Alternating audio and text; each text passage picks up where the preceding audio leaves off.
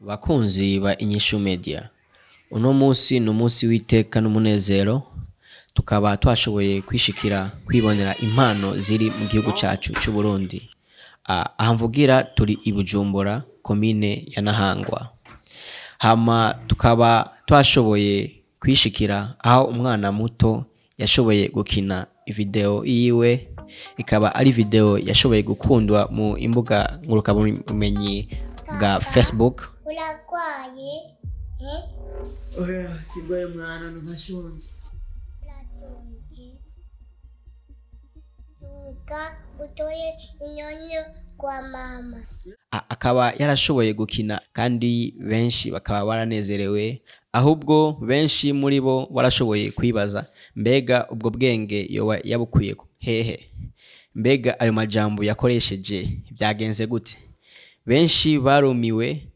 Hama rero uno munsi tukaba twaronse ibakwe ryo gushobora kwegera aho umwana aba asanzwe atuye ari kumwe na pa wiwe, ariko tukaba twashoboye gufata amasanamu make y'uwo mwana, ariko papa wiwe siho twamusanze.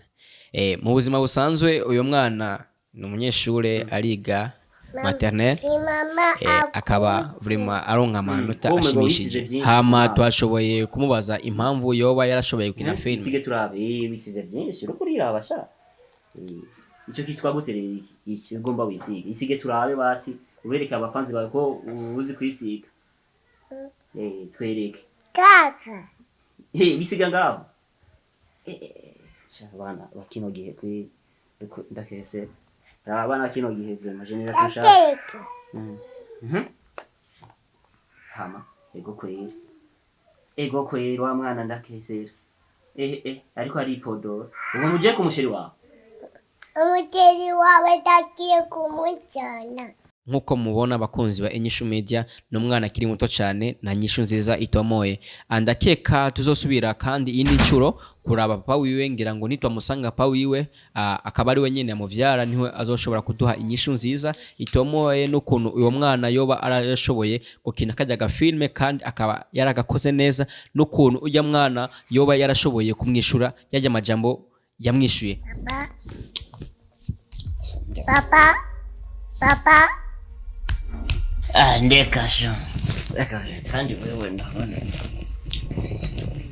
Papa chuka. Amachajo kucheka ala keche. Yakumvuga sha. Uraze ejo ko nagiye mesa 9 zijo. Mba ndasenga.